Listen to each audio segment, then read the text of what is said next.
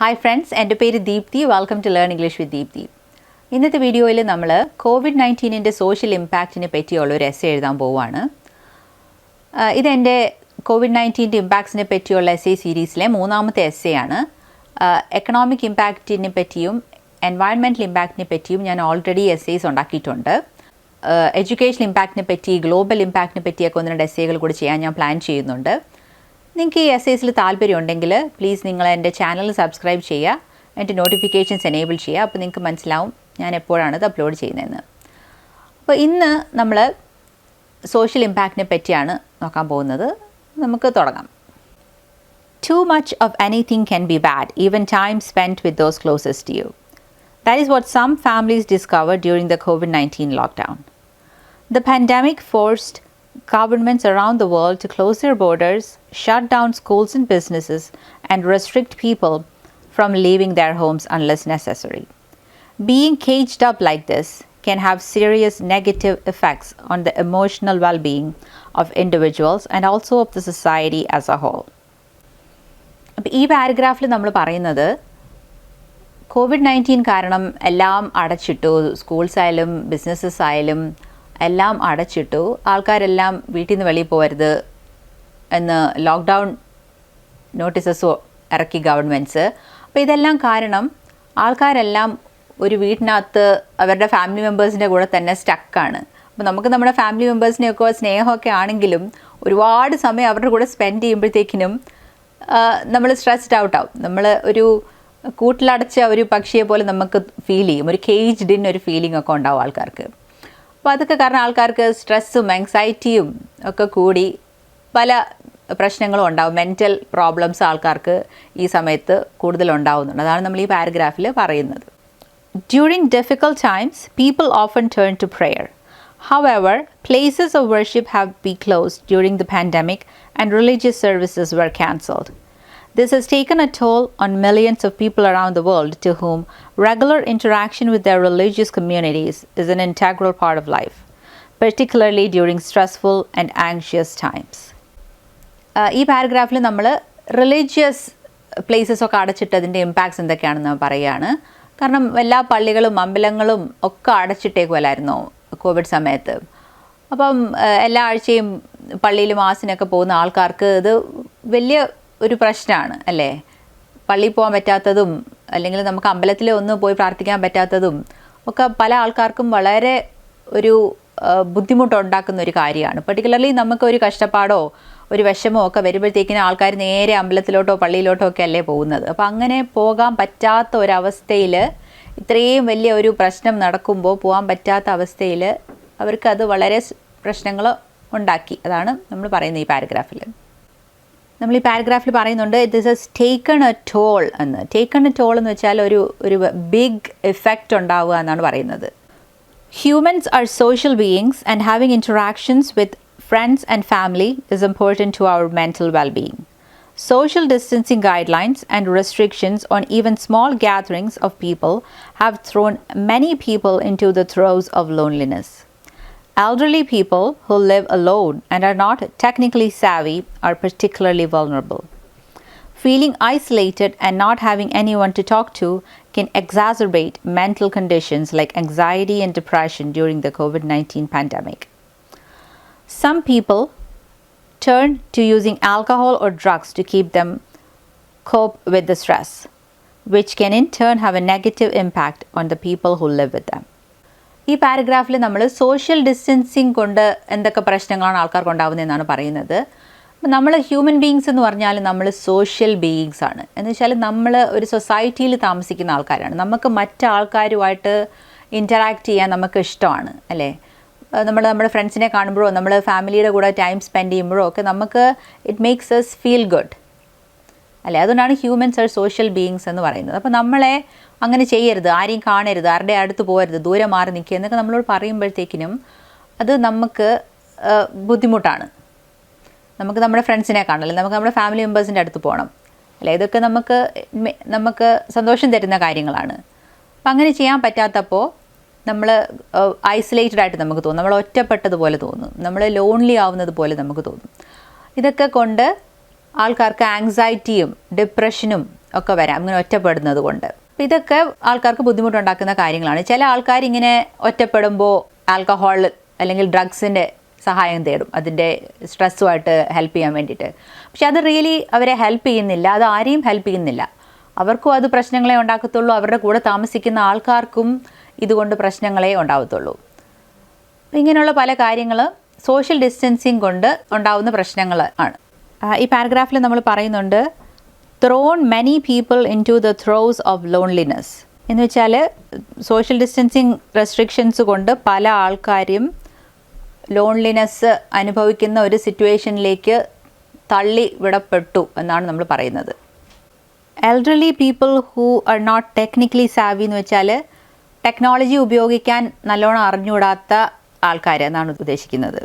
They are particularly വാൾണറബിൾ എന്ന് വെച്ചാൽ technology ഉപയോഗിക്കാൻ അറിഞ്ഞുകൂടാത്ത പ്രായം കൂടിയ ആൾക്കാർ ഇങ്ങനെ ഒറ്റപ്പെടാനുള്ള സാധ്യത കൂടുതലാണെന്നാണ് പറയുന്നത് ആ സെൻറ്റൻസിൽ നമ്മൾ. Feeling isolated and not having anyone to talk to can exacerbate mental conditions എന്ന് നമ്മൾ പറയുന്നത്. എക്സാസർബേറ്റ് എന്ന് വെച്ചാൽ അത് വേഴ്സൺ ചെയ്യുക. നമുക്കൊരു പ്രശ്നം ഉണ്ടെങ്കിൽ, നമുക്കൊരു ആങ്സൈറ്റി ഉണ്ടെങ്കിൽ ഇങ്ങനെ ഒറ്റപ്പെടുമ്പോൾ അത് ബാഡാവും, കുറേ കൂടിയും ബാഡാവും. അതാണ് എക്സാസർബേറ്റ് ചെയ്യുക എന്ന് നമ്മൾ പറയുന്നത്. Due to schools holding most of their classes remotely, child care has become a problem for parents who need to go to work. Children themselves feel isolated from their friends and might have trouble coping with the new remote educational system. Lack of availability of food supplied from school can be an issue that affects students from low-income families. അപ്പോൾ ഇവിടെ നമ്മൾ പറയുന്നത് education സിസ്റ്റത്തിൻ്റെയും കുട്ടികളുടെ സിറ്റുവേഷനെയും പറ്റിയാണ്. ഇപ്പോൾ സ്കൂളുകളെല്ലാം അടച്ചേക്കുവാണ്, എല്ലാവരും online classes ചെയ്യുവാണ്. അപ്പോൾ കുട്ടികളെല്ലാം വീട്ടിലാണ്. അപ്പോൾ ഇതുകൊണ്ട് പാരൻസിന് ജോലിക്ക് പോകേണ്ടപ്പോൾ പോകാൻ പറ്റുകയില്ല അല്ലേ, കാരണം കുട്ടികൾ വീട്ടിലുണ്ട്, അവരെന്ത് ചെയ്യും? അതൊരു വലിയൊരു പ്രശ്നമായി മാറിക്കൊണ്ടിരിക്കുകയാണ് പല പാരൻസിനും. ഇപ്പോൾ കുട്ടികൾക്കാണെങ്കിലും ഈ വീട്ടിലിരുന്ന് പഠിക്കുക എന്ന് പറയുന്നത് ഒരു ഭയങ്കര പുതിയ സംഭവമാണ്. കുട്ടികൾക്കാണെങ്കിൽ കൂട്ടുകാരോടെ കളിക്കണം, മിങ്കിൾ ചെയ്യണം, അത് അവർക്കും വളരെ ഇമ്പോർട്ടൻ്റ് ആയിട്ടുള്ള കാര്യമാണ്. അവർക്ക് ചെയ്യാൻ പറ്റാത്തപ്പോൾ അത് അവരെയും ബാഡ്ലി എഫക്റ്റ് ചെയ്യുന്നുണ്ട്.